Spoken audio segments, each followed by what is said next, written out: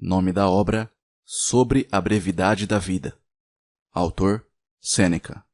Edição especial com prefácio de Lúcia Helena Galvão Maia.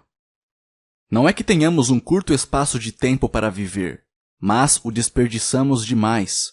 A vida é longa o bastante e foi concedida em medida suficientemente generosa para permitir a realização de coisas maiores, se o tempo for bem investido. Mas, quando é desperdiçado no luxo e no descuido, quando não é dedicado a bons fins, finalmente forçados pela necessidade última, percebemos que ele passou antes de sabermos que estava passando. Sêneca. Prefácio. Nascido em Córdoba em 4 a.C. e falecido em Roma em 65 d.C., Lúcio Aneu Sêneca foi um filósofo romano conhecido por suas obras de caráter moral pertencentes à escola estoica de pensamento, na qual seu nome brilha como um dos seus maiores expoentes. Filho de um orador, Marco Aneu Sêneca, ele desenvolve uma próspera carreira política, na qual foi questor, pretor, senador e cônsul nos governos de Tibério, Calígula, Cláudio e Nero, além de tutor do imperador Nero. Ao todo, Sêneca conheceu 5 imperadores romanos.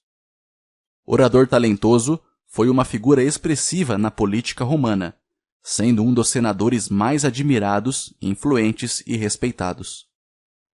Entre os anos 54 e 62, durante os primeiros anos do reinado de seu pupilo, Nero, Sêneca esteve à frente do Império Romano junto com Sexto Afrânio Burro, o que o fez adquirir numerosos inimigos, e acabou por ser forçado a se retirar da política em 62 d.C.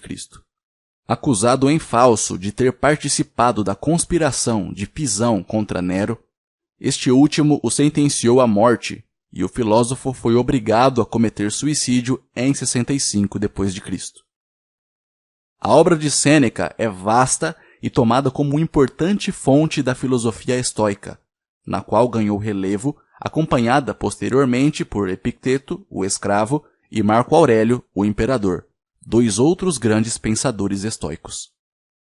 A influência de seus ensinamentos projeta-se na história até os dias atuais, sendo de especial importância durante o Renascimento, no qual é tomado como um exemplo de virtudes morais a serem implantadas e praticadas.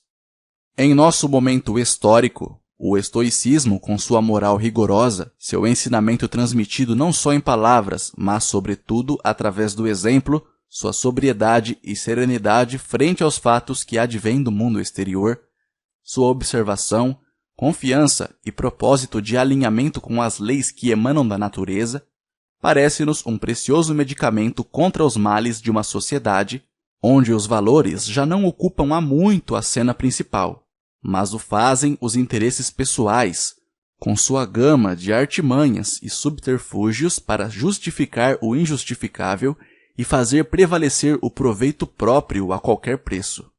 Os ensinamentos estoicos, nesse contexto, brilham por sua sensatez e simplicidade, e inspiram esperanças de uma recuperação moral mediante seu distante exemplo, uma vez que tudo aquilo que está próximo de nós, historicamente falando, foi coberto por uma mácula de descrédito. Precisamos hoje, talvez mais que antes, desses antigos e dignos homens romanos para, com suas vozes firmes e seguras, trazerem de volta a nossa fé em nós mesmos e na humanidade como um todo. A reconstrução moral de nossa civilização, com seus propósitos e meios, é percebida como cada dia mais urgente. Todos tememos os próximos passos a serem dados por nossa conturbada história recente e buscamos esperanças. E, nesse contexto, o estoicismo volta a ser o tema do dia, em conversações cada vez mais frequentes. A contribuição de Sêneca. Comparada à obra dos outros 2 filósofos do estoicismo romano citados, Epicteto e Marco Aurélio, a obra de Sêneca que alcança nossos dias é vasta e consta de diálogos morais, cartas, tragédias e epigramas, composições poéticas breves que são inscritas sobre monumentos ou túmulos.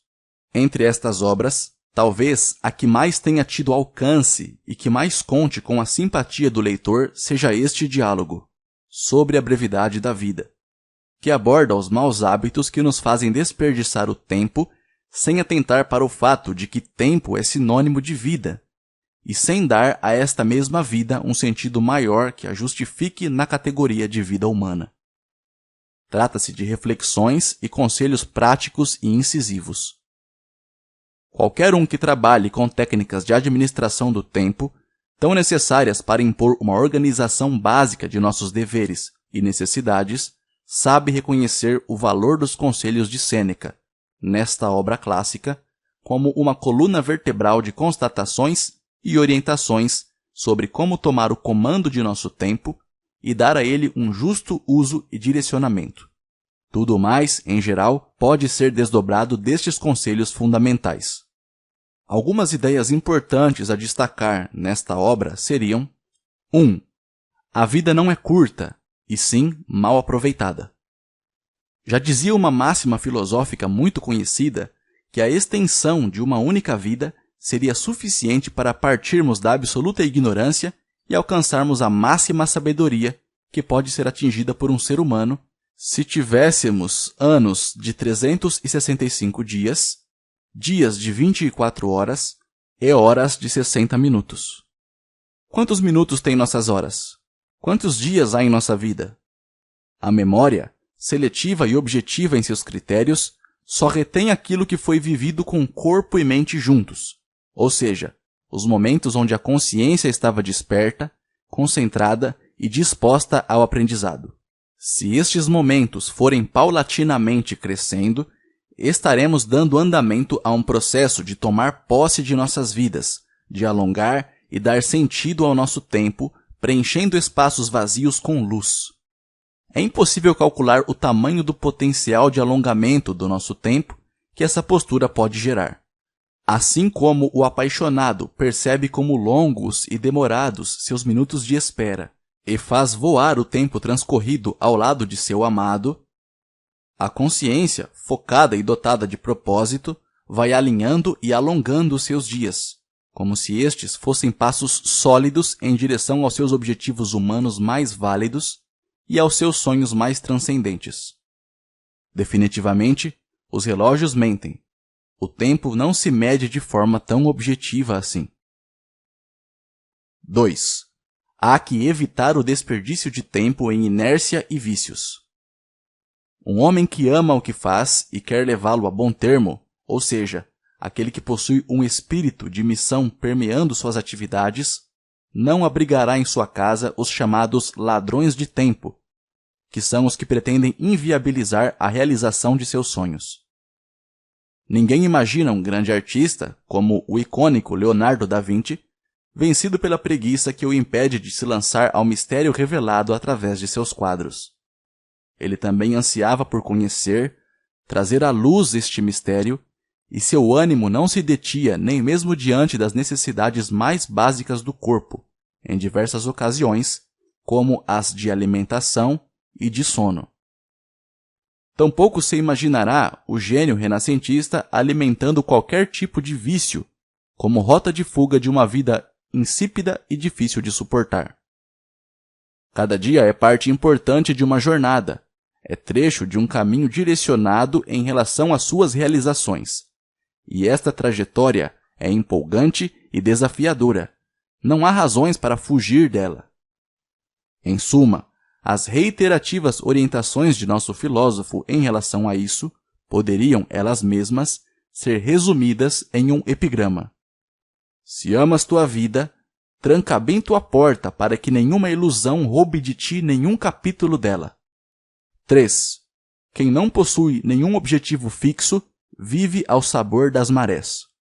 Imagine um náufrago em alto mar. Sua direção e seu destino não pertencem a ele, mas ao capricho das marés, que o lançam aleatoriamente de um lado a outro.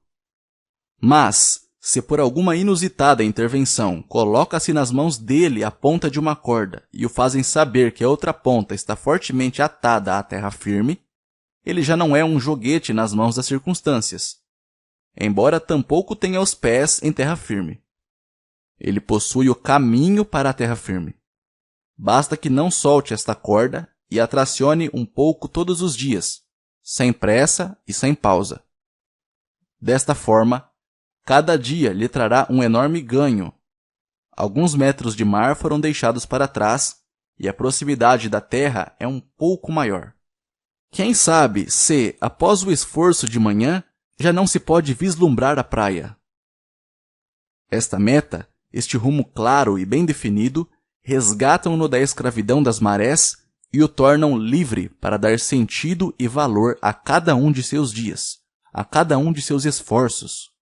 Assim é com o sentido de vida humano, seu propósito humano de realização.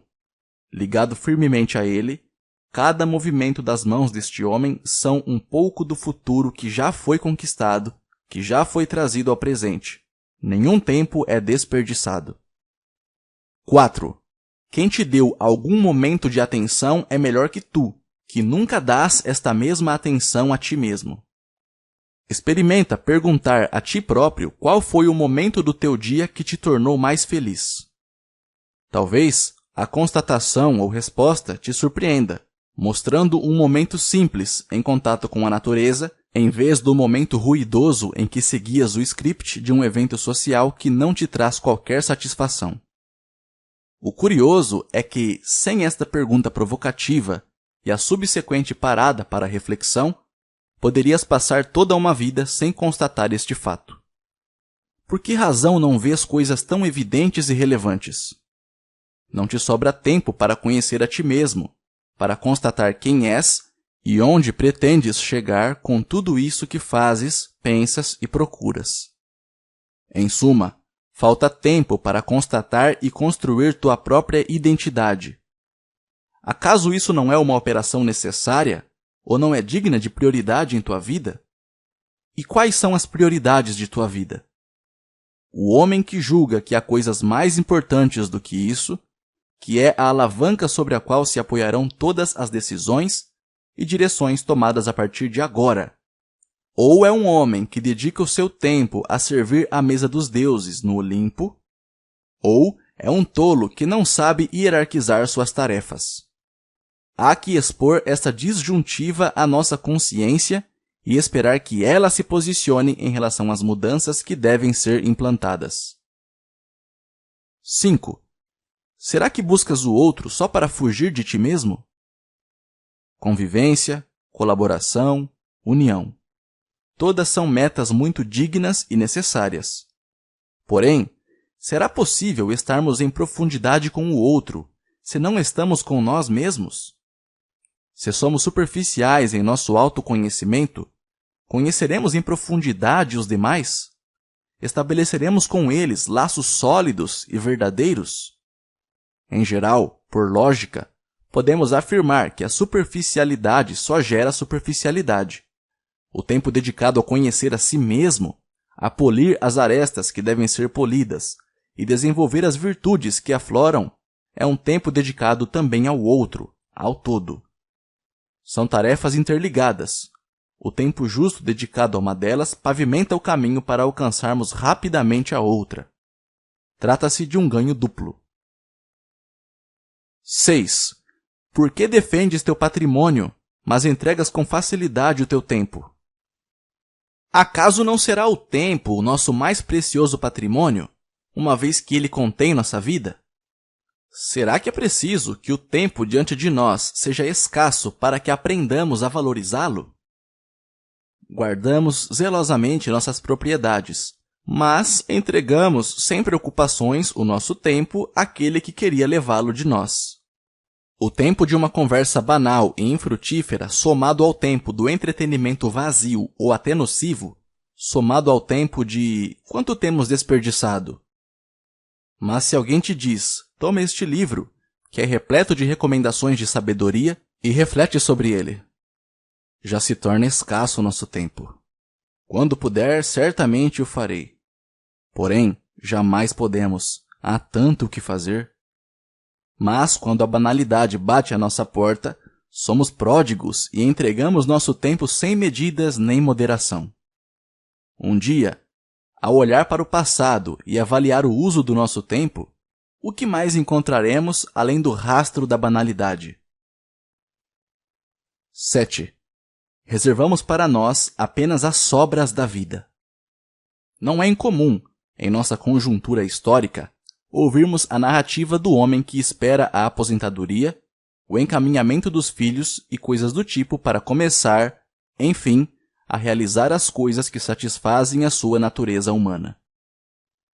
Será apenas neste dia, e não antes, que nos dedicaremos a estudar, refletir, meditar, a buscar a beleza e o sentido da vida? O curioso é que nada nos garante que teremos a longevidade suficiente para que este dia seja atingido, ou que, ao atingi-lo, ainda contaremos com a saúde, a energia e a lucidez necessárias para aproveitá-lo. Da mesma maneira que percebemos a necessidade constante de alimentar nosso corpo, deveríamos notar que algo em nós, muitas vezes denominado como alma ou consciência humana, também necessita de seus alimentos próprios, e que um jejum tão longo poderia matá-la por inanição. Todos os seres humanos morrem, mas nem todos vivem. Alguns limitam-se a sobreviver. E o tempo dedicado à ética, à estética, à mística e à reflexão e à assimilação de todos os conteúdos por elas oferecido? Se houver tempo, eu o farei. E se não sobrar tempo? Morreremos em paz, porque fizemos tudo aquilo que era importante? Não era importante construir a nós mesmos como seres humanos e, através de nosso exemplo, franquear uma trilha para outros? Lamentavelmente, parece que não. Talvez seja verdadeiro, afinal, aquilo que dizia Carl Gustav Jung, o célebre fundador da psicologia analítica. O homem do século XX, que tanto fala em economia, é, na verdade, um esbanjador. Esbanja o mais precioso, o espírito. De máximas como estas e muitas outras da mesma natureza e importância, é composto sobre a brevidade da vida. Conselhos de um valor inestimável destinados àqueles que dispuserem de tempo suficiente para ouvi-los e praticá-los. Estas máximas reverberam em muitos outros pensadores e tradições que, segundo seu particular tempo, espaço e sistema de ideias, afirmam o mesmo valor inestimável da vida e a necessária sabedoria para não despendê-la em vão. Que a voz de Sêneca encontre eco em nossos dias e possa resgatar um pouco dessa vida humana que ecoa e se perde de forma insensata, enquanto as necessidades humanas são tantas e tão urgentes. Lúcia Helena Galvão Maia, palestrante, professora de filosofia, escritora, roteirista e poetisa. Capítulo 1. A maioria dos mortais, Paulino, queixa-se amargamente da maldade da natureza, pois nascemos com a perspectiva de uma vida breve, uma vez que mesmo o tempo que nos foi concedido passa com tanta rapidez e tão velozmente que, a não ser por muito poucos, encontramos o fim da vida justamente quando estamos nos preparando para viver. Nem é apenas o comum dos mortais, ou a multidão ignorante, que considera isso um mal universal. O mesmo sentimento suscitou queixas também de homens famosos. Foi isso que fez o maior dos médicos exclamar que a vida é curta e a arte longa. Foi isso que levou Aristóteles, enquanto protestava contra a natureza, fazendo acusação muito imprópria para um homem sábio, afirmando que, em termos de idade, ela tem mostrado tal favor aos animais, permitindo-os contemplar 5 ou 10 gerações. Porém, estabelece um limite muito mais curto ao homem, embora ele tenha nascido para tantas e tamanhas realizações. Não é que tenhamos um curto espaço de tempo para viver, mas o desperdiçamos demais. A vida é longa o bastante e foi concedida em medida suficientemente generosa para permitir a realização de coisas maiores se o tempo for bem investido. Mas, quando é desperdiçado no luxo e no descuido, quando não é dedicado a bons fins, finalmente forçados pela necessidade última, percebemos que ele passou antes de sabermos que estava passando. Assim é. A vida que recebemos não é curta, mas a tornamos desse modo. Tampouco a temos de sobra, mas a desperdiçamos. Do mesmo modo como a grande e principesca riqueza é dissipada quando chega às mãos de um mau proprietário, enquanto a riqueza, embora limitada, se for confiada a um bom guardião, aumenta com o uso. Nossa vida é suficientemente longa para aquele que a ordena corretamente. Capítulo 2. Por que reclamamos da natureza? Ela se mostrou gentil. A vida, se você souber usá-la, é longa. Mas certo homem é possuído por uma avareza insaciável. Outro, por uma devoção laboriosa e tarefas inúteis. Um é obcecado pelo vinho. Outro, paralisado pela preguiça. Determinado homem está exaurido, pois realizar sua ambição depende da decisão de outros. Um outro, movido pela ganância do comerciante, é levado a todas as terras e a todos os mares pela esperança de ganho. Alguns são atormentados por sua paixão pela guerra e estão sempre empenhados em infligir perigos aos outros ou preocupados com os seus próprios. Há os que foram exauridos pela servidão voluntária aos poderosos. Muitos se mantêm ocupados ou invejando a sorte de outros homens ou reclamando da sua própria. Diversos, sem seguir um objetivo fixo, instáveis e insatisfeitos, são envolvidos por sua inconstância, sempre elaborando planos novos. Alguns não têm nenhum princípio fixo pelo qual direcionar seu curso, e o destino os pega de surpresa enquanto relaxam e bocejam. Isso acontece tão certamente que não posso duvidar da verdade daquela declaração que o maior dos poetas proferiu qual um oráculo. A parte da vida que realmente vivemos é pequena, pois todo o resto da existência não é vida, mas apenas tempo. Os vícios nos cercam, e nos cercam por todos os lados, e não permitem que nos levantemos de novo e ergamos os olhos para discernirmos a verdade. Mas nos mantêm abatidos enquanto nos dominam e nos acorrentam à luxúria. Suas vítimas nunca têm permissão para retornar ao seu verdadeiro eu, se alguma vez tivessem a chance de encontrar algum alívio. Mas, como as águas do fundo do mar que continuam a se agitar, mesmo depois que a tempestade passa, são jogados de um lado para outro e nenhum descanso de suas luxúrias permanece. Acha que estou falando dos desgraçados cujos males estão à vista? Veja aqueles cuja prosperidade os homens se aglomeram para contemplar. São sufocados por suas bênçãos. Para quantos as riquezas são um fardo? De quantos a eloquência e o esforço diário para exibir seus poderes extraem seu sangue? Quantos estão pálidos de fraqueza por conta dos prazeres constantes? Quantos perdem sua liberdade para a multidão de clientes que se aglomeram ao seu redor? Em suma, repasse a lista de todos esses homens do mais baixo ao mais alto. Este homem deseja um advogado, este atende à convocação, aquele está sendo julgado, aquele o defende, aquele dá a sentença.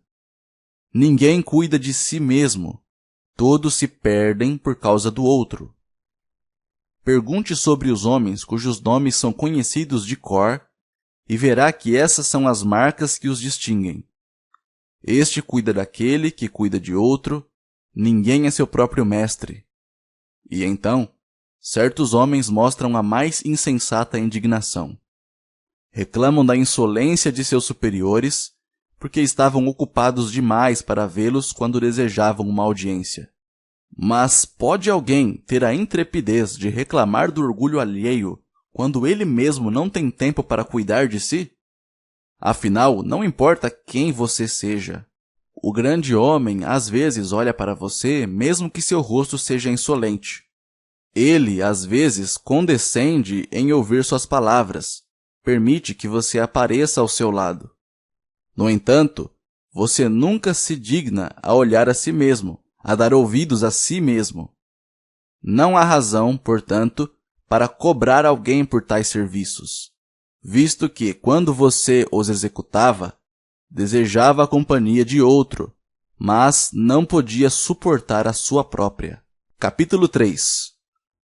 Todos os intelectos brilhantes de todos os tempos nunca deixaram de se espantar com a densa escuridão da mente humana. Os homens não permitem que ninguém se apodere de suas propriedades e correm em pegar pedras e armas se houver a menor disputa sobre o limite de suas terras. Mas permitem que outros invadam suas vidas.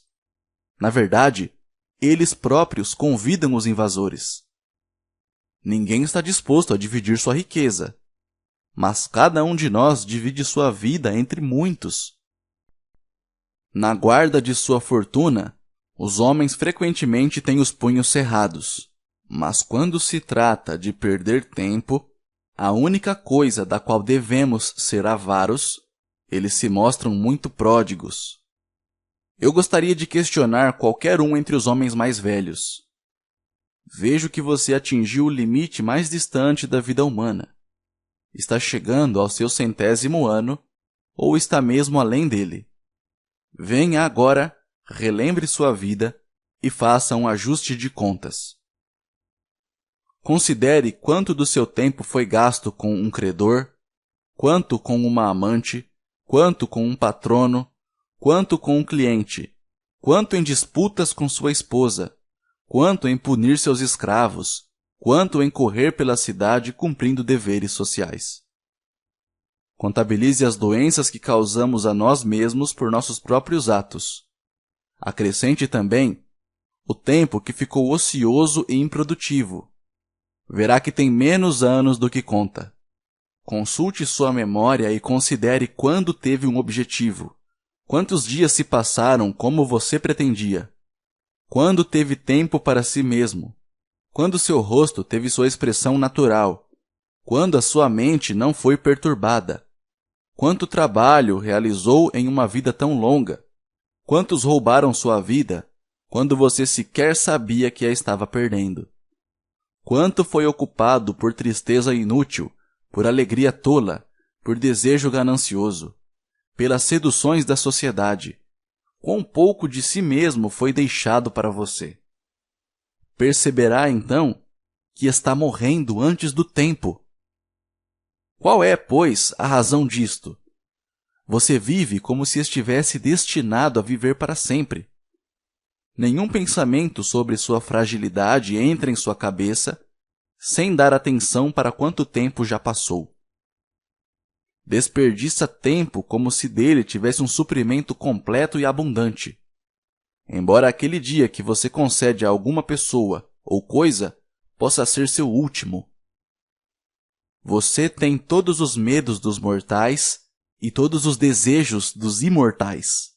Ouvirá muitos homens dizendo: depois de meu 50º ano, irei me retirar para o lazer. Meu 60º ano me libertará dos deveres públicos. E que garantia tem de que sua vida se prolongará? O que irá permitir que seu curso seja exatamente como você o planejou?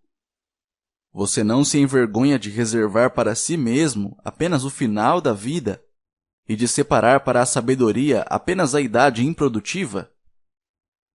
É muito tarde para começar a viver justamente quando devemos deixar de viver. Que tolo esquecimento dos mortais adiar os planos benéficos para o 50º ou 60º ano e ter a intenção de começar a vida a partir de um ponto que poucos alcançaram. Capítulo 4. Você verá que os homens mais poderosos e bem colocados fazem comentários nos quais demonstram ansiar pelo ócio, aclamando-o e preferindo-o a todas as bênçãos. Eles desejam, às vezes, se possível com segurança, descer de seu alto pináculo, pois embora nada que venha de fora os ameace ou abale, a fortuna desaba sob seu próprio peso. Até o deificado Augusto, a quem os deuses concederam mais do que a qualquer outro homem, não cessou de orar pedindo descanso e de buscar a libertação dos negócios públicos. Todas as suas conversas sempre voltavam a este assunto, sua esperança de ócio. Essa era a doce, mesmo que vã, consolação com a qual alegrava seu trabalho, a de que um dia viveria para si mesmo. Em uma carta dirigida ao Senado, na qual prometia que seu descanso não seria destituído de dignidade, nem incoerente com sua glória anterior, encontro estas palavras: mas tais questões podem ser mais bem demonstradas por atos do que por promessas. No entanto, visto que a alegre realidade ainda está muito distante, meu desejo por esse tempo, pelo qual oro com tanto fervor, levou-me a anteceder algo de seu deleite pelo prazer das palavras.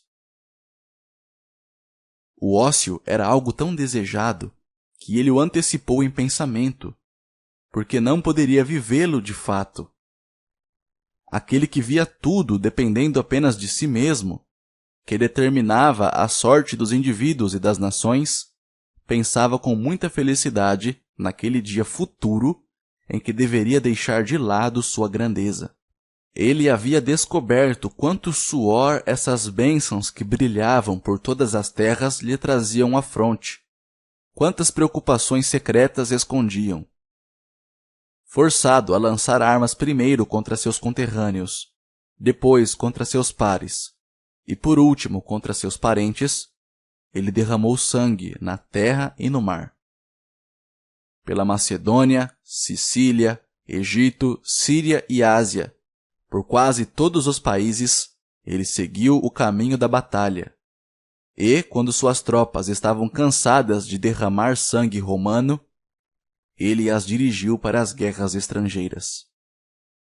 Enquanto ele pacificava as regiões alpinas e subjugava os inimigos plantados no meio de um império pacífico, enquanto estendia seus limites até além do Reno e do Eufrates e do Danúbio, em Roma as espadas de Morena, Cepião, Lépido, Ignácio e outros se voltavam contra ele.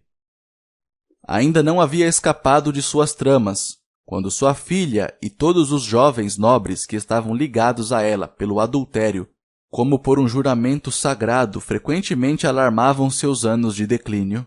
E havia ainda, Paulino, a necessidade de temer uma mulher em aliança com um Antônio. Ele cortava essas úlceras com as próprias mãos, e outras já apareciam em seu lugar. Assim como em um corpo ferido e sangrando, sempre outra parte se rompia. E por isso ansiava pelo ócio, na esperança e no pensamento de que encontrasse alívio para seu trabalho. Esta foi a oração de quem soube responder às orações da humanidade. Capítulo 5.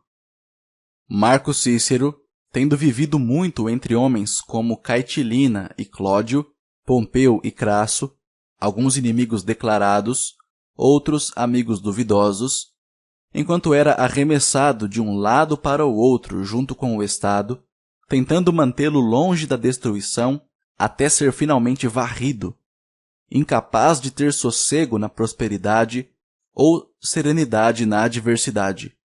Quantas vezes amaldiçoou seu consulado, que tanto havia louvado, embora não sem razão.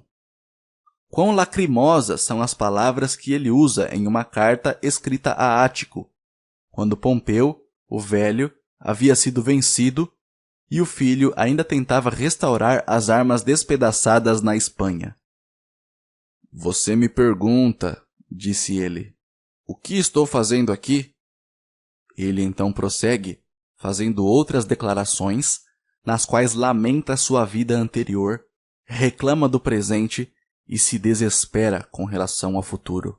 Cícero disse que era meio prisioneiro, mas, na verdade, nunca o homem sábio recorrerá a um nome tão humilde. Nunca será meio prisioneiro aquele que sempre possuiu uma liberdade inalterada e estável, sendo livre e senhor de si mesmo, elevando-se sobre todos os outros. Pois o que pode ser superior àquele que está acima da fortuna? Capítulo 6. Quando Lívio Druso, homem ousado e enérgico, tinha, com o apoio de uma grande multidão de toda a Itália, proposto novas leis contra as medidas perversas dos Gracos, não vendo saída para sua política, a qual ele não poderia realizar nem abandonar uma vez que já tinha sido lançada, lamentou amargamente a vida de inquietação que teve desde o berço e exclamou que era a única pessoa que nunca teve férias, mesmo quando criança. Pois, enquanto ainda estava sob custódia e vestia a toga pretexta, teve coragem de recomendar os réus ao júri de forma tão veemente que, de fato, em certos julgamentos obteve veredito favorável. Até onde essa ambição prematura não levaria? Ninguém poderia saber que essa avidez precoce resultaria em grande infortúnio pessoal e público. E, portanto, era tarde demais para reclamar que nunca havia tirado férias, quando desde a infância tinha sido um criador de problemas e um estorvo no fórum. Discute-se que ele morreu por suas próprias mãos, pois faleceu de um ferimento repentino recebido na virilha. Alguns duvidam que sua morte tenha sido voluntária. Ninguém, porém, tem dúvida de que foi oportuna. Seria supérfluo mencionar aqueles que, embora outros o considerassem os mais felizes entre os homens, expressaram sua repulsa por cada ato que realizaram ao longo de seus anos, e, com seus próprios lábios, deram verdadeiro testemunho contra si mesmos. Mas, com essas queixas, não mudaram nem a si próprios nem aos outros, pois enquanto expressavam seus sentimentos em palavras, as paixões faziam-nos voltar aos antigos costumes. O céu sabe, vidas como essa, mesmo que ultrapassem 1000 anos, se tornarão um período ínfimo. Seus vícios vão consumir todos esses anos. O espaço de tempo que temos, e que a razão pode prolongar, necessariamente escapa com rapidez. Você não pode agarrá-lo, nem o reter, nem fazer demorar a coisa mais fugídia do mundo, mas permite que escape como se fosse algo supérfluo e possível de ser substituído. Capítulo 7.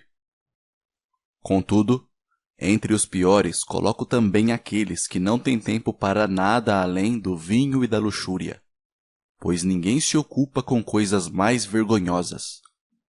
Os outros, mesmo que possuídos pelo vão sonho de glória, perdem-se de maneira decente. Você pode citar os homens avarentos, irados, que se ocupam com ódios e guerras injustas. Todos eles, pelo menos, pecam de maneira mais viril. Mas aqueles que se abandonam aos prazeres do ventre e à luxúria carregam uma mancha desonrosa. Examine como essas pessoas passam seu tempo. Veja quanto de seu tempo dedicam aos cálculos, quanto a armar ciladas, quanto a temer, quanto a bajular, quanto sendo cortejado, quanto tempo é gasto em banquetes, pois mesmo estes agora se tornaram uma questão de negócios. E você verá como seus interesses, quer você os chame de maus ou bons, não lhes dão tempo de respirar. Finalmente, todos concordam que nenhum sucesso é alcançado por um homem que se ocupa com muitas coisas. Não pode se dedicar à eloquência, nem aos estudos liberais, uma vez que a mente, distraída por interesses divididos, não absorve nada profundamente, mas rejeita tudo o que lhe é imposto. Não há nada com que o homem ocupado se ocupe menos do que viver. Não há nada mais difícil de aprender. Para as outras artes, há muitos mestres em todos os lugares. Algumas dessas artes, notamos que meros meninos as dominaram tão profundamente que poderiam até ensiná-las. A vida inteira é necessária para se aprender a viver. E talvez isso faça pensar ainda mais. A vida inteira é necessária para se aprender a morrer.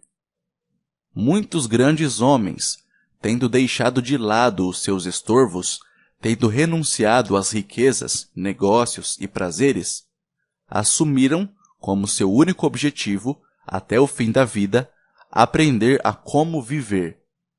No entanto, a maior parte partiu da vida confessando que ainda não sabia, e menos ainda aprenderam aqueles dos quais já falei. Acredite em mim, é preciso um grande homem, alguém que se elevou muito acima das fraquezas humanas para não permitir que nada de seu tempo lhe seja roubado. E segue-se que a vida de tal homem é muito longa, porque ele dedicou inteiramente a si mesmo todo o tempo que teve. Não negligenciou seu tempo, tampouco ficou ocioso. Em nenhum momento esteve sob o controle de outro, pois, guardião cioso, não encontrou nada que valesse a pena ser trocado por seu tempo. Assim, esse homem teve tempo suficiente, mas aqueles cujas vidas foram roubadas pelos negócios com o público, necessariamente tiveram muito pouco. E não há razão para supor que essas pessoas não estão cientes de seus erros. Na verdade, você ouvirá muitos dos que são oprimidos por sua grande prosperidade gritar, às vezes, em meio às multidões de clientes, ou às suas causas no tribunal, ou às suas outras misérias gloriosas. Não tenho chance de viver. Claro que tem. Todos os que o chamam para si o afastam dele mesmo. Quantos dias aquele réu roubou de você? E esse candidato? E aquela velha, cansada de enterrar seus herdeiros? E aquele homem que finge doença com o propósito de excitar a ganância dos caçadores de testamentos? E aquele amigo muito poderoso que tem você e os seus na sua lista, não de amigos, mas de sua comitiva? Conte, digo eu, e reveja os dias de sua vida. Verá que muito poucos foram deixados para você mesmo. Aquele homem que orou pelos faces, quando alcança seu desígnio, deseja colocá-lo de lado e se pergunta repetidamente: quando este ano acabará? Aquele homem patrocina jogos públicos e, depois de atribuir grande valor a ter a chance de patrociná-los, agora se questiona: quando vou me livrar disso? Esse advogado é celebrado por todo o fórum e enche o lugar com uma multidão tão grande que as últimas fileiras não o ouvem, mas está sempre se indagando: quando chegarão as férias? Todos apressam a vida e sofrem com a ânsia do futuro e o tédio do presente. Mas aquele que dedica todo o seu tempo às suas próprias necessidades, que planeja cada dia como se fosse o último, não anseia nem teme o amanhã. Pois que novo prazer existe que qualquer hora já não lhe possa trazer? Todos são conhecidos. Todos foram desfrutados ao máximo. A senhora Fortuna pode cuidar do resto como bem quiser. Sua vida já está assegurada. Algo pode lhe ser acrescentado, mas nada tirado. E mesmo que ele aceite qualquer acréscimo, será como alimentar o homem que, já satisfeito e farto, aceita o alimento sem o desejar. E, portanto, não há razão para pensar que um homem viveu muito porque tem cabelos grisalhos ou rugas. Ele não viveu muito, apenas existiu muito. Ou você pensa que fez uma longa viagem, o homem pego por violenta tempestade assim que deixou o porto, e jogado de um lado para o outro por uma sucessão de ventos que sopravam de diferentes direções, foi levado a navegar em círculos. Ele não viajou muito, apenas se movimentou muito. Capítulo 8. Muitas vezes fico maravilhado quando vejo alguns homens exigindo o tempo de outros e aqueles a quem pedem serem complacentes. Ambos consideram o tempo pedido como se o que é pedido não fosse nada e o que é dado também não fosse nada. Os homens brincam com a coisa mais preciosa do mundo, mas estão cegos para esse fato, pois é uma coisa incorpórea, que não está à vista, e por essa razão é considerada muito barata, ou melhor, quase sem valor algum.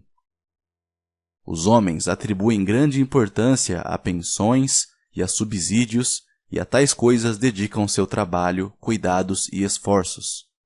Entretanto, ninguém valoriza o tempo. Todos o usam prodigamente, como se não custasse nada. Veja, porém, como essas mesmas pessoas jogam-se aos pés dos médicos, se adoecem e o perigo de morte se aproxima. Veja como estão prontas, se ameaçadas com a pena de morte, a gastar todos os seus bens para viver. Tamanha é a inconsistência de seus sentimentos. Contudo, se cada um pudesse saber o número de seus anos futuros, como sabem os que se passaram, quão alarmados ficariam os que vissem que lhes resta apenas alguns poucos, quão ciumentos deles seriam.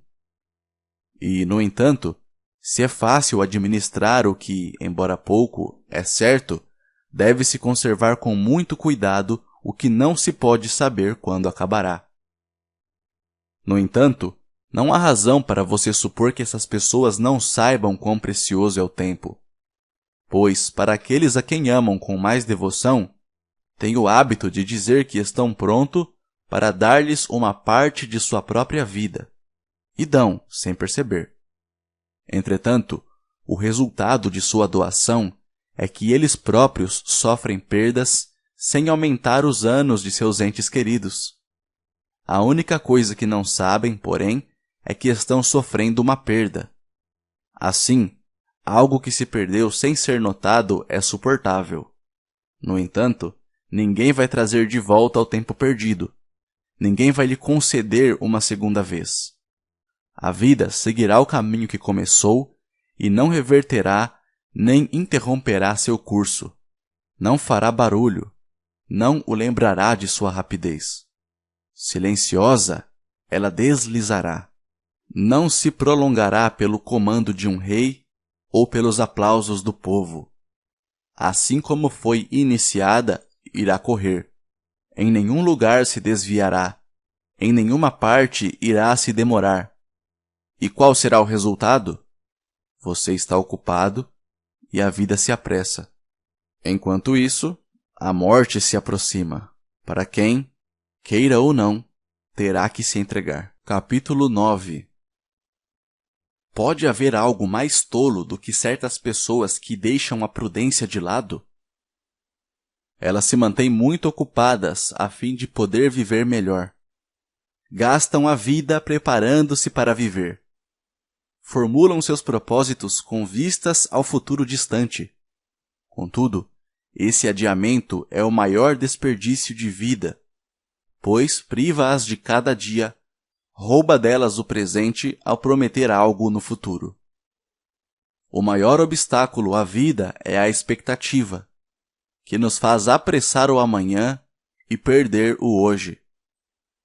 Você renuncia àquilo que depende da fortuna, bem como renuncia ao que depende de você. Para onde olha? Que objetivo visa?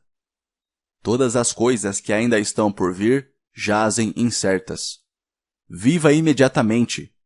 Veja como o maior dos bardos clama, e, como se inspirado por uma expressão divina, canta a salvadora canção. O dia mais belo da vida é o que primeiro foge aos infelizes mortais. Por que demora? Ele pergunta. Por que está tardando? A menos que você aproveite o dia, ele foge. Mesmo que o agarre, ainda assim ele fugirá. Portanto, você deve combater a rapidez do tempo com velocidade, e, como de uma torrente que corre e que não fluirá para sempre, beber rapidamente. E também, a declaração do poeta é admiravelmente formulada para censurar a cogitação infinita, pois não se fala da idade mais bela, mas do dia mais belo. Porque, seja qual for o tamanho da sua avidez, você alonga o que parece lento e seguro do tempo, mas que lhe foge de tal maneira em uma longa série de anos e meses. O poeta fala a você sobre um dia, este mesmo dia que está passando. Existe, então, alguma dúvida de que para os infelizes mortais, isto é, para os homens ocupados, o dia mais belo é o primeiro a fugir? A velhice os surpreende enquanto suas mentes ainda são infantis, e chegam a ela despreparados e desarmados, pois não tomaram providências para isso. Tropeçaram nela de modo repentino e inesperado, sem ter percebido que estavam dela se aproximando dia após dia. Assim como uma conversa, leitura ou meditação profunda sobre algum assunto distrai o viajante e ele vê que chegou ao fim de sua jornada, antes de perceber que estava se aproximando, da mesma forma ocorre com a incessante e rápida jornada da vida, que fazemos no mesmo ritmo, seja acordado ou dormindo.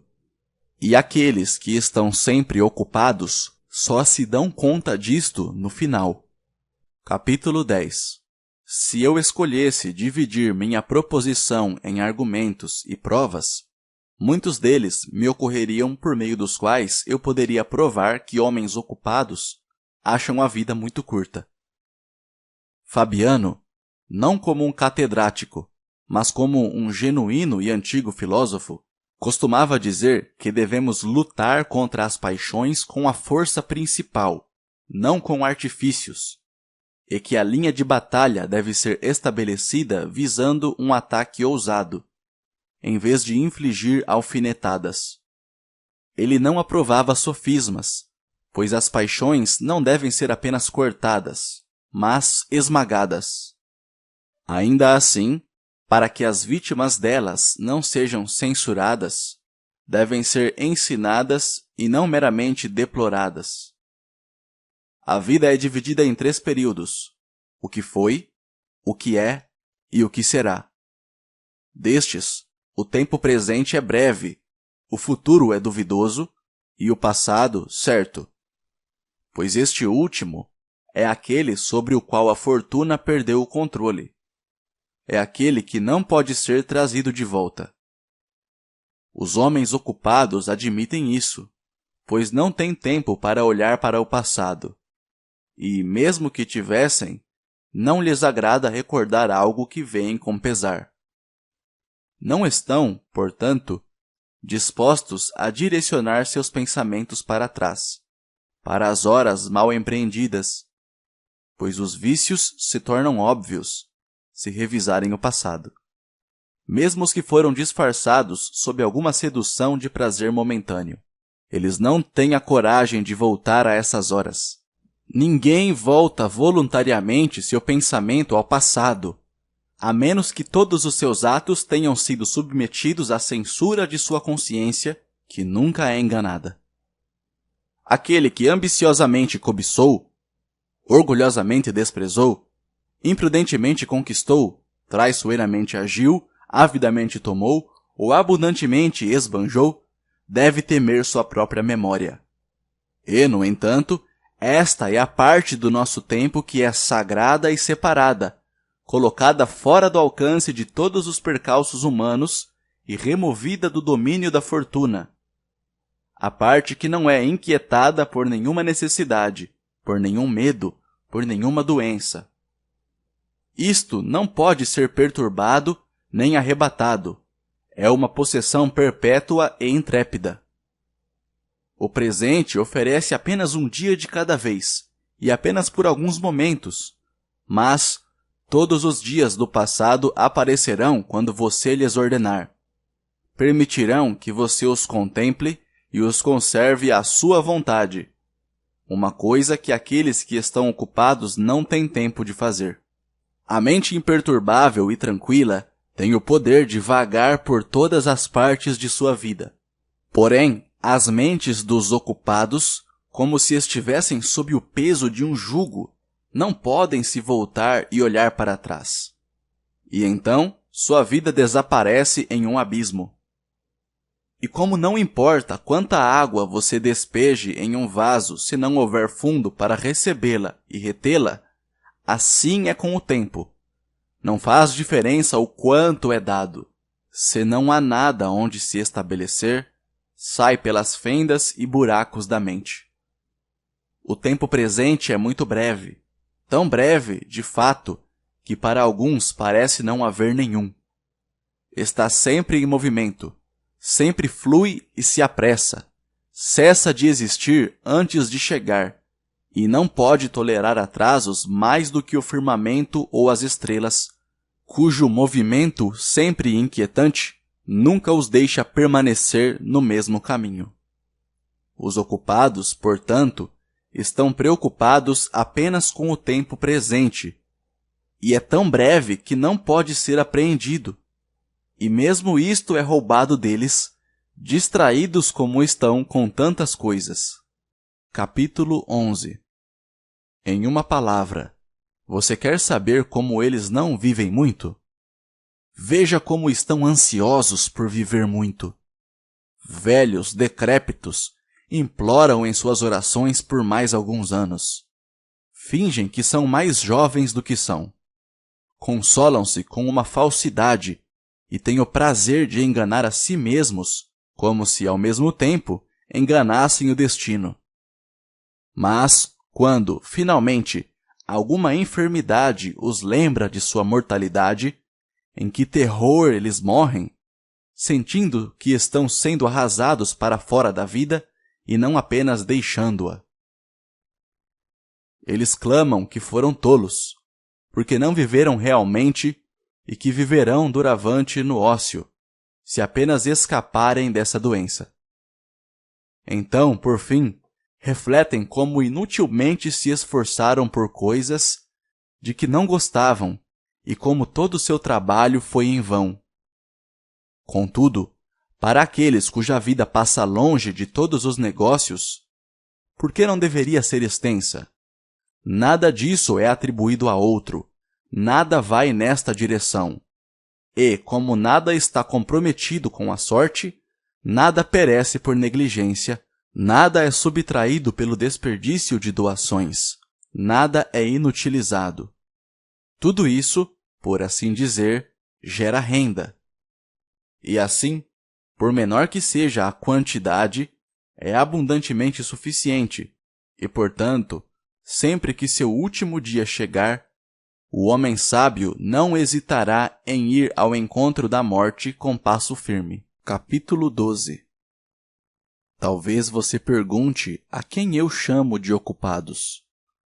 Não há razão para supor que me refiro apenas àqueles que só saem do tribunal quando os cães são soltos, ou àqueles que você vê serem gloriosamente esmagados por seu próprio séquito, ou, desdenhosamente, pelo de outra pessoa, nem àqueles a quem os deveres sociais tiram de suas casas para bater na porta de outro, ou a quem a lança do pretor mantém ocupados por conta de uma causa em julgamento. Até o ócio de alguns homens é ocupado. Em sua vila ou em seu divã, em meio à solidão, embora tenham se afastado de todos os outros, eles próprios são a fonte de seus infortúnios. Deveríamos dizer que estes não estão vivendo no ócio, mas possuem uma ocupação indolente. Você diria que está ocioso aquele homem que arranja com cuidado seus bronzes coríntios, que lhe custam e que lhe consomem a maior parte do dia, ao passá-lo polindo lâminas enferrujadas? Quem se senta no local onde os rapazes se untam com óleo? Pois, para nossa vergonha, temos convícios que nem mesmo são romanos, para vê-los lutar? Quem divide seus rebanhos de mulas de carga por idade e cor? Quem patrocina os atletas novos? Responda-me. Você diria que são ociosos aqueles homens que passam muitas horas no barbeiro para serem despojados do que cresceu na noite anterior? Enquanto um debate solene é realizado sobre cada fio de cabelo? Enquanto as mechas desarrumadas são restauradas em seus lugares ou arranjadas deste lado ou daquele, conforme o que estiver mais ralo? Como se zangam se o barbeiro for descuidado, como se estivesse cortando os cabelos de um homem de verdade. Como eles se inflamam se parte de sua cabeleira é cortada, ou se algo estiver fora de ordem, se o penteado não tiver cachos idênticos. Quem destes não preferiam ver o estado desordenado, mas não seu cabelo? Quem destes não está mais preocupado com a elegância de sua cabeça aparada do que com sua saúde? Quem deles não prefere mais estar bem barbeado do que ser justo? Você diria que esses que se ocupam do pente e do espelho são os ociosos? E o que dizer daqueles que estão empenhados em compor, ouvir e aprender canções, enquanto distorcem a voz, que a natureza fez ótima e simples, nos meandros de alguma melodia indolente? Os que estão sempre estalando os dedos enquanto marcam o tempo de alguma música que tem na cabeça, que até mesmo quando convocados para tratar de assuntos sérios, e muitas vezes até melancólicos, são ouvidos cantarolando uma canção? Estes não têm ócio, mas ocupações indolentes. E seus banquetes, só os deuses sabem. Não os posso contar como horas de ócio, pois vejo com que ansiedade organizam suas baixelas de prata, com que diligência amarram as túnicas de seus lindos escravos, com que ansiedade olham para ver como o cozinheiro está preparando o javali, com que rapidez, a um dado sinal, escravos de rosto imberbe se apressam em cumprir seus deveres, com que habilidade os pássaros são trinchados em porções, tudo de acordo com a regra, com quanto cuidado os infelizes meninos limpam o vômito dos bêbados. Por tais meios, buscam a reputação de serem luxuosos e elegantes, e seus males os acompanham por toda a sua vida, visto que não podem comer nem beber sem ostentação. E eu também não contaria entre os ociosos os homens que vão de um lado para o outro, em carruagens e liteiras, e que são pontuais nas horas de seus passeios, como se fosse ilegal omiti-los. Nem os que têm de ser lembrados por outros quando devem tomar banho, nadar e jantar. Estão tão enfraquecidos pela excessiva lassidão de um espírito mimado que não conseguem descobrir por si mesmos se estão com fome. Ouvi dizer que um desses homens, se é que se pode chamar de homem quem desaprendeu os hábitos mais simples da vida humana, ao ser retirado da banheira por várias mãos e colocado em sua liteira, perguntou: "Estou sentado agora?" Você acha que esse homem, que não sabe se está sentado, se está vivo, se está vendo, se está descansando, é ocioso? Acho difícil dizer se tenho mais pena daquele que realmente não sabe ou do que finge não saber.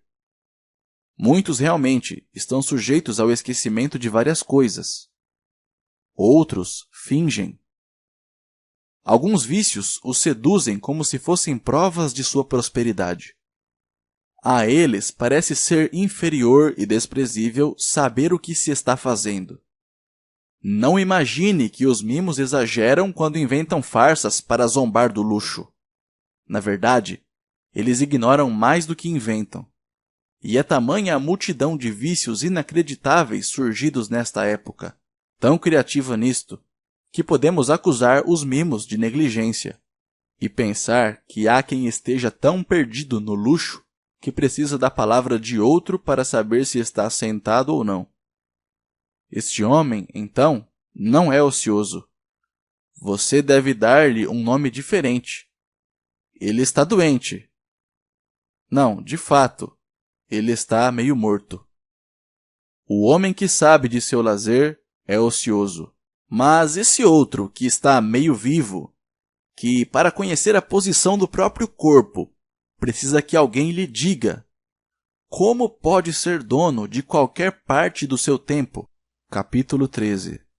Seria tedioso examinar todos os que passaram a vida inteira jogando xadrez, bola ou bronzeando seus corpos ao sol. Aqueles cujos prazeres demandam muitas atividades não desfrutam do ócio. Ninguém terá a menor dúvida de que se cansam sem nada fazer, como, por exemplo, os que gastam seu tempo em problemas literários inúteis, que até mesmo entre os romanos já são em grande número. Já era uma fraqueza dos gregos indagar quantos remadores Ulisses tinha, se foi a Ilíada ou a Odisseia a primeira a ser escrita, se, além disso, eram do mesmo autor, e vários outros assuntos dessa natureza, que, se você guardar para si mesmo, de forma alguma agradará a sua alma secreta e, se torná-los públicos, fará com que seja considerado enfadonho em vez de sábio. Mas agora essa paixão vã por aprender coisas inúteis também atacou os romanos. Um desses dias, ouvi alguém contar quem foi o primeiro general romano a fazer isso ou aquilo. Disse que Duílio foi o primeiro a vencer uma batalha naval, que Cúrio Dentato, o primeiro a levar elefantes em seu cortejo triunfal. Ainda assim, essas questões, mesmo que não levem à verdadeira glória, demonstram feitos cívicos. Tal conhecimento não traz proveito algum, porém, chama nossa atenção por causa da atratividade da façanha. Devemos desculpar também aqueles que investigam matérias semelhantes. Quem primeiro convenceu os romanos a embarcar em um navio?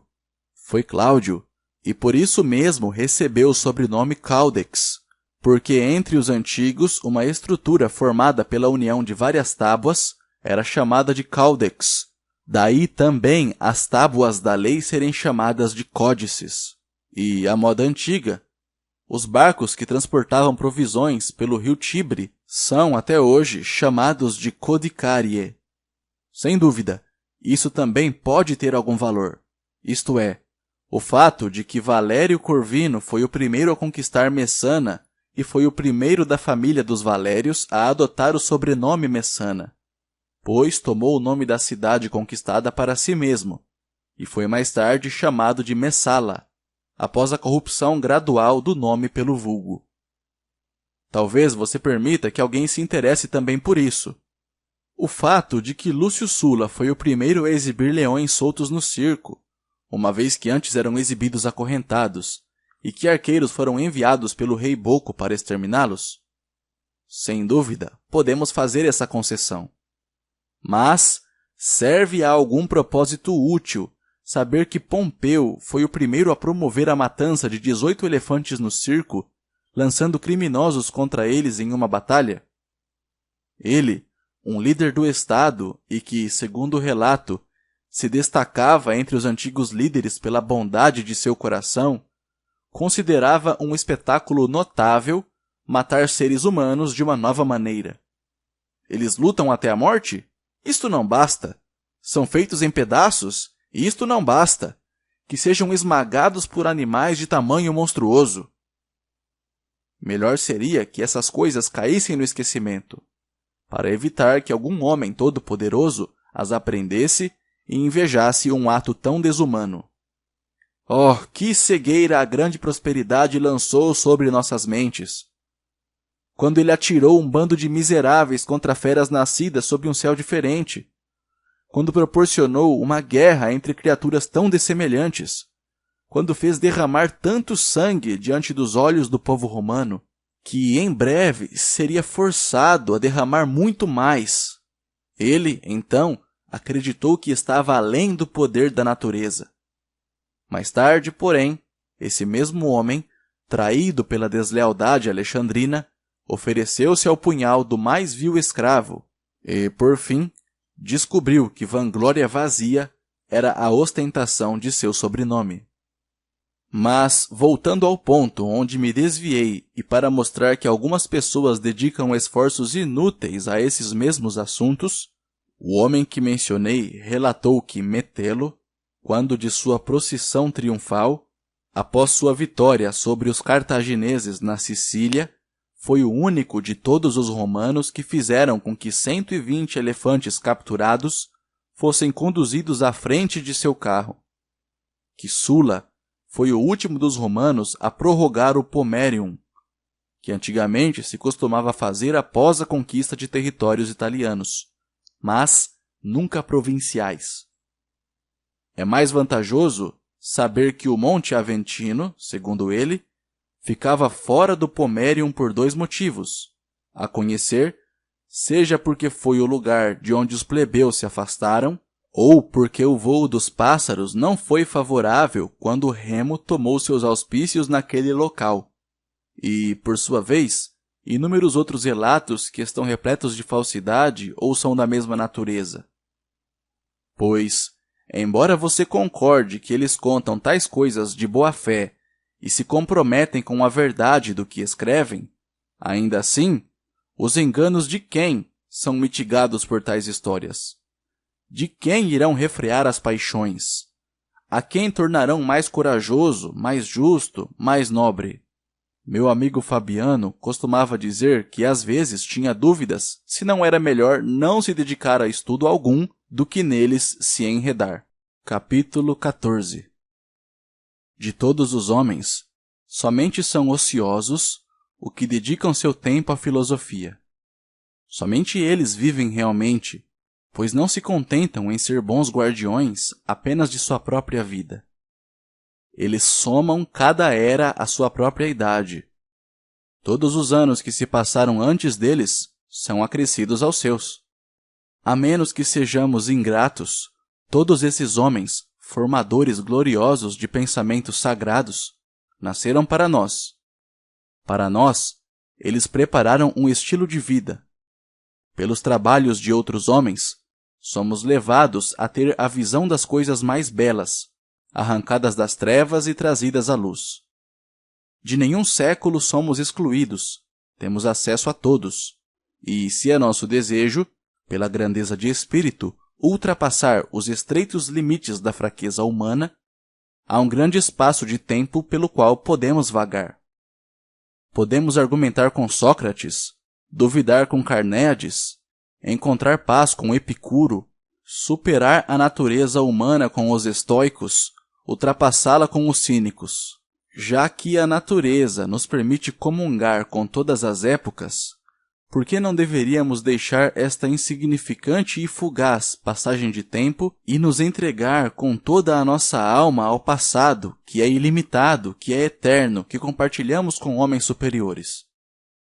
Aqueles que se apressam no desempenho de seus deveres sociais, que não dão descanso a si mesmos e nem aos outros, quando se entregaram totalmente à sua loucura, quando todos os dias cruzaram a soleira de todo mundo e não deixam de visitar nenhuma porta aberta, quando levam sua saudação mercenária às casas mais distantes, muito pouco terão visto em uma cidade tão grande e dilacerada por desejos tão variados. Quantos haverá cujo sono, a autocondescendência e a grosseria se afastarão? Quantos que, depois de os torturarem com longa espera, passarão correndo, fingindo que têm pressa? Quantos evitarão passar por um corredor lotado de clientes e escaparão por alguma porta oculta, como se não fosse mais indelicado enganar do que despedir? Quantos, ainda meio adormecidos e preguiçosos da devassidão da noite anterior, mal erguendo os lábios em um bocejo insolente, conseguem responder aos pobres coitados que interrompem seu próprio sono para ficar esperando enquanto continuam a dormir? Mas podemos dizer com justiça que aqueles que estão empenhados nos verdadeiros deveres da vida são somente os que, todos os dias, desejam ter Zenão, Pitágoras, Demócrito, Aristóteles, Teofrasto e todos os outros sumos sacerdotes dos estudos liberais como seus amigos íntimos.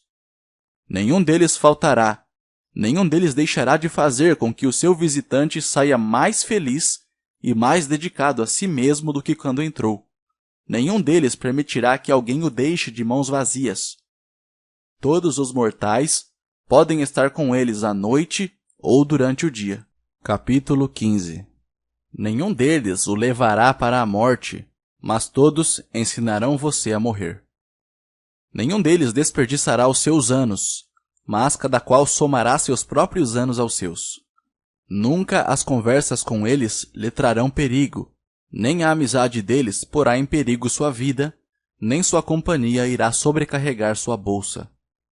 Deles conseguirá o que quiser, Não será culpa deles se você não extrair o máximo que puder. Que felicidade, que bela velhice aguarda aquele que se ofereceu como cliente desses homens. Ele terá amigos a quem poderá pedir conselhos sobre questões maiores e menores, a quem poderá consultar todos os dias sobre si mesmo, de quem poderá ouvir a verdade sem ser insultado, elogiado sem ser lisonjeado, e a quem poderá se moldar à sua semelhança. Costumamos dizer que não estava em nosso poder escolher os pais que a fortuna nos deu, que eles foram dados aos homens por acaso. No entanto, podemos ter um nascimento de acordo com nossa escolha. Há famílias do mais nobre intelecto. Escolha aquela na qual deseja ser adotado. Você herdará não apenas seu nome, mas até mesmo sua propriedade, que não haverá necessidade de guardar com espírito miserável ou mesquinho, pois quanto mais for compartilhada, maior se tornará. Isto abrirá para você o caminho para atingir a imortalidade e o elevará a uma altura da qual ninguém corre o risco de cair. Esta é a única maneira de prolongar a vida, ou melhor, de transformá-la em imortalidade. Honras, monumentos, toda aquela ambição ordenada por decretos ou erguida em obras de pedra, rapidamente se transformam em ruína. Não há nada que o lapso do tempo não destrua e aniquile. Mas as obras que a filosofia consagrou não podem ser arruinadas pelo tempo. Nenhuma idade as destruirá ou as diminuirá. A próxima era e as seguintes apenas aumentarão a reverência por elas, visto que a inveja atua apenas sobre o que está próximo e temos mais liberdade para admirar as coisas que estão distantes. A vida do filósofo, portanto, tem amplo espectro, e ele não está confinado pelos mesmos limites que os outros. Só ele está livre das limitações da raça humana. Todas as eras o servem como a um deus. Algo se perde no tempo? Ele recupera por meio da memória. Está no presente? Ele aproveita. Ainda está por vir? Ele antecipa.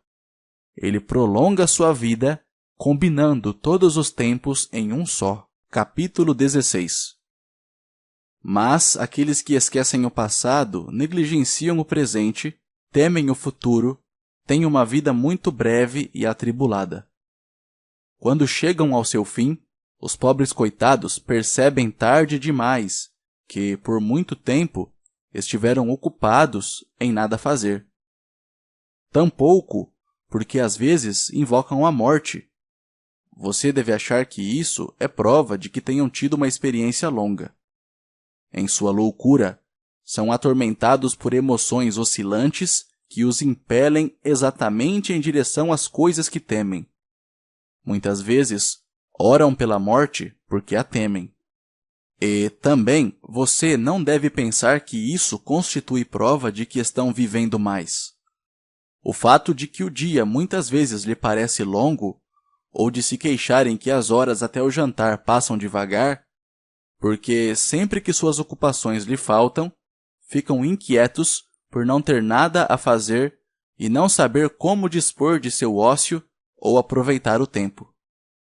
Desse modo, esforçam-se para se ocupar com algo, e o tempo entre um afazer e outro lhes é enfadonho.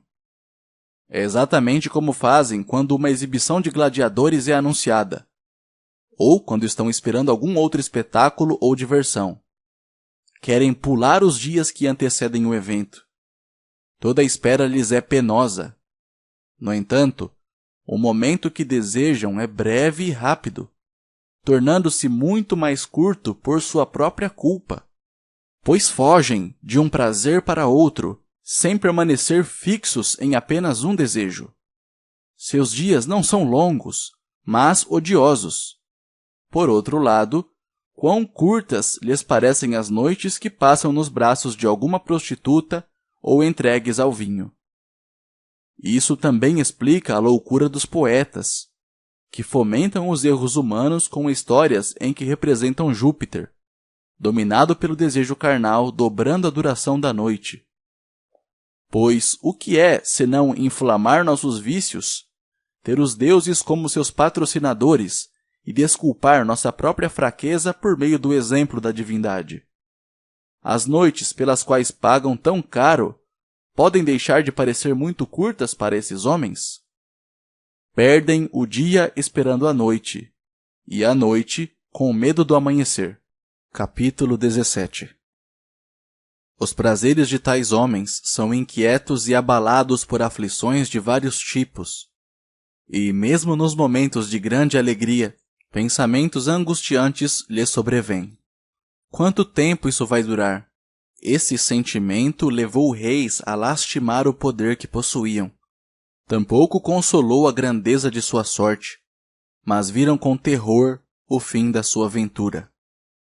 Quando o rei da Pérsia, com toda a insolência emergida de seu orgulho, colocou seu exército sobre as vastas planícies, sem conseguir medir seu número, apenas compreender seu tamanho pela extensão que ocupava, derramou copiosas lágrimas, porque em 100 anos nenhum homem daquele exército tão poderoso estaria vivo. Mas aqueles por quem chorou, ele próprio os faria perecer. Alguns no mar, outros na terra, uns em batalha, outros na fuga, e em pouco tempo destruiria todos aqueles por cujo 100º ano ele tanto temeu. E então, até mesmo suas alegrias são cheias de ansiedade? Porque elas não se baseiam em fundamentos estáveis, mas são perturbadas pela mesma inutilidade que as faz nascer. Entretanto, quais você acha que são os momentos miseráveis das vidas de tais reis, visto que, mesmo as alegrias pelas quais são exaltados e elevados acima da humanidade, não lhes oferece de maneira alguma a felicidade pura? Todas as maiores bênçãos são fontes de ansiedade, e em nenhum momento a sorte é confiável. Para manter a prosperidade, há necessidade de outra prosperidade, e em prol das orações que foram atendidas, devemos fazer ainda outras. Com efeito, tudo o que vem do acaso é instável, e quanto mais alto sobe, mais provável é que caia. Além disso, o que está condenado a perecer não traz prazer a ninguém. Muito miserável, portanto, não apenas curta, deve ser a vida daqueles que trabalham duro para ganhar o que precisam e se esforçam ainda mais para isso conservar. Por meio de grande esforço alcançam o que desejam e com ansiedade retêm o que alcançaram. Enquanto isso, não levam em conta o tempo que nunca mais voltará. Novas preocupações tomam o lugar das antigas. A esperança realizada faz nascer nova esperança. A ambição, nova ambição. Eles não procuram o fim de sua miséria, mas mudam sua causa. Temos sido atormentados por nossos cargos públicos? Os assuntos dos outros ocupam nosso tempo mais do que qualquer outra coisa. Desejamos trabalhar como candidatos? Começamos como eleitores. Já nos livramos da penosa função de promotor? Passamos a juízes. Deixou de ser juiz? Torna-se pretor. Envelheceu administrando a propriedade de outros em troca de salário? Fica ocupado em cuidar de sua própria riqueza. O exército liberou Mário? Assume o consulado. Quíntio se apressa a largar a ditadura? Será chamado de volta do arado. Cipião irá contra os cartagineses antes mesmo de estar maduro para tão grande empreendimento.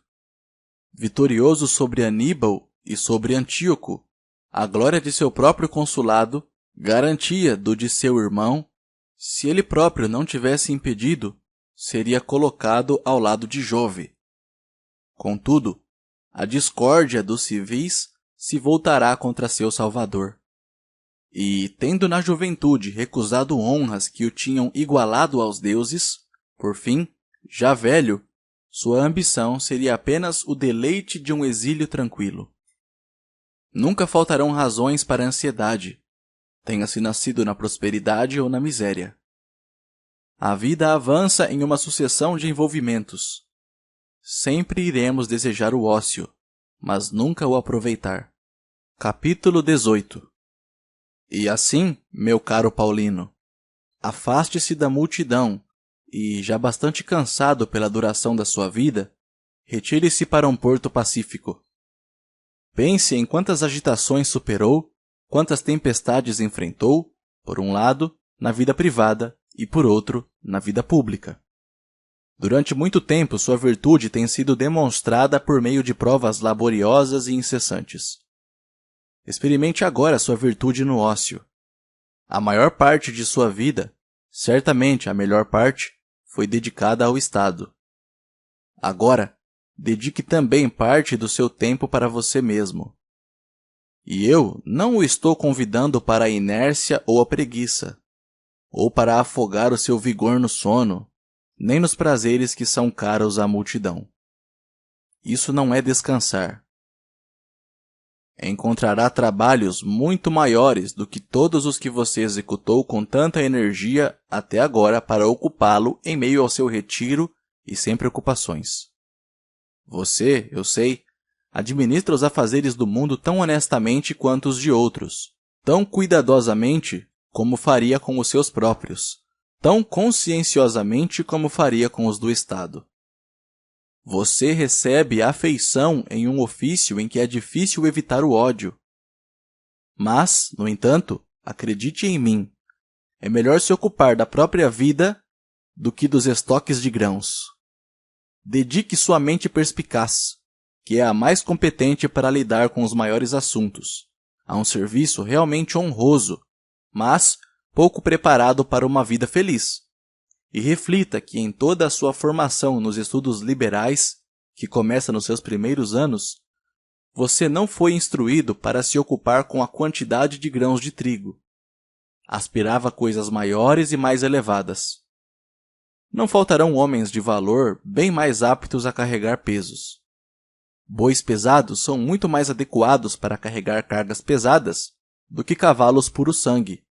E quem já oprimiu a agilidade de tais criaturas nobres com uma carga pesada? Reflita, além disso, quanta preocupação provoca um fardo tão penoso. Suas ocupações serão com o ventre do homem. Um povo faminto não escuta a razão, nem se apazigua com a justiça, nem se inclina por qualquer súplica. Muito recentemente, poucos dias após a morte de Caio César, ainda sofrendo demais, se é que os mortos têm algum sentimento, porque ele sabia que o povo romano tinha sobrevivido a ele e tinha alimento suficiente para pelo menos 7 ou 8 dias, enquanto estava construindo sua ponte de navios e brincando com os recursos do império. Fomos ameaçados com o pior mal que pode sobrevir aos homens, mesmo durante um cerco: a falta de provisões. Sua imitação de um rei louco, estrangeiro e desonesto quase custou à cidade a destruição, a fome e a desordem geral que se segue à fome. Qual deve ter sido a sensação daqueles que estavam encarregados do abastecimento de grãos e tiveram que enfrentar as pedras, a espada, o fogo e a fúria de Calígula? Com a maior dissimulação, esconderam o grande mal alojado nos órgãos vitais do Estado. E, com bons motivos, pode estar certo. Com efeito, certas doenças devem ser tratadas enquanto o paciente as ignora.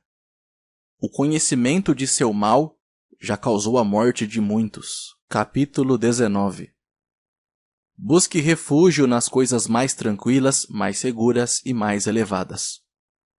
Você pensa que é a mesma coisa estar preocupado com o que o trigo de além-mar chegue aos celeiros ileso, livre da fraude ou da negligência de quem o transporta, cuidar para que seja armazenado de modo adequado para que não fique exposto ao calor ou se estrague pela umidade e, finalmente, que o peso e a medida estejam de acordo com o esperado. Ou dedicar-se a esses sagrados e elevados estudos que revelarão a substância, o prazer, a condição, a forma de Deus. Que destino aguarda sua alma? Onde a natureza nos coloca para descansar quando somos libertados do corpo? Qual é o princípio que sustenta a matéria mais pesada no centro deste mundo, que suspende os mais leves, leva fogo às regiões superiores, coloca as estrelas em sua rotação e outros fenômenos maravilhosos? Você deve, com efeito, deixar a Terra e voltar sua mente para essas coisas. Agora, enquanto o sangue está quente, devemos caminhar com passos rápidos no melhor curso. Nesse tipo de vida, você encontrará o que é bom saber: o amor e a prática das virtudes, o esquecimento das paixões, o conhecimento da vida e da morte e uma vida de profundo repouso. A condição de todos os que estão ocupados é miserável.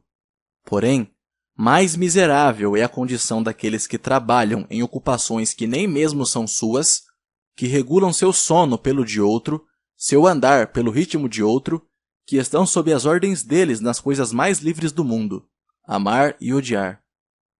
Se desejam saber o quão breve é sua vida, que reflitam quão curta é a parte que lhes toca. Capítulo 20. Então, quando você vir, com frequência, um homem vestido com a toga do ofício, ou quando ouvir um nome célebre no fórum, não o inveje. Tais coisas são compradas pelo preço da própria vida. Consumirão todos os seus anos a fim de que um único ano lhe seja dado. A vida abandonou alguns nas suas primeiras lutas, antes que pudessem atingir o máximo de sua ambição. Outros, ao se submeterem a 1000 indignidades até atingir a posição suprema, são possuídos pelo pensamento infeliz de que apenas labutaram tanto por uma vã inscrição no túmulo. Alguns ainda, que chegaram à extrema velhice, ao mesmo tempo que nutriam novas esperanças como se ainda estivessem na juventude, sucumbem à fraqueza em meio a seus grandes e ansiosos esforços. Vergonhoso é aquele cujo fôlego o abandona em meio a uma provação, quando, já avançado em anos e ainda cortejando os aplausos de um círculo de ignorantes, defende a vil causa de algum litigante. Vergonhoso é aquele que, exaurido, mais por seu modo de vida do que por seu trabalho, sucumbe em meio aos próprios deveres. Vergonhoso é aquele que, ao morrer, arranca um sorriso do herdeiro a quem muito tempo fez esperar. Não posso ignorar um exemplo que me ocorre. Sexto Turânio era um homem idoso e muito diligente que, após seu 90º ano, tendo sido dispensado das funções de seu cargo, por ato do próprio Caio César, ordenou que fosse posto em sua cama e pranteado pela família reunida como se estivesse morto. A casa inteira lamentou até que o cargo lhe foi restituído. É realmente tão agradável morrer ocupado? No entanto, muitos têm o mesmo sentimento. Seu desejo pelo trabalho é maior do que sua capacidade. Lutam contra a fraqueza do corpo e deploram a velhice apenas porque os afasta dos negócios. Depois dos 50 anos, a lei dispensa do serviço militar. Tampouco convoca um senador depois dos 60. É mais difícil os homens concederem repouso a si mesmos do que a lei. Enquanto isso, enquanto furtam e são furtados, enquanto interrompem o descanso uns dos outros, enquanto tornam uns aos outros miseráveis, sua vida é sem proveito, sem prazer, sem qualquer progresso de espírito. Ninguém tem a morte diante dos olhos, todos têm esperanças de longo alcance. Alguns homens, de fato, até mesmo organizam coisas que estão além da sua vida. Enormes mausoléus, as dedicatórias de serviços públicos, jogos fúnebres e exéquias gloriosas. Mas, na verdade, os funerais de tais homens deviam ser conduzidos à luz de tochas e de velas de cera, como se tivessem vivido muito pouco.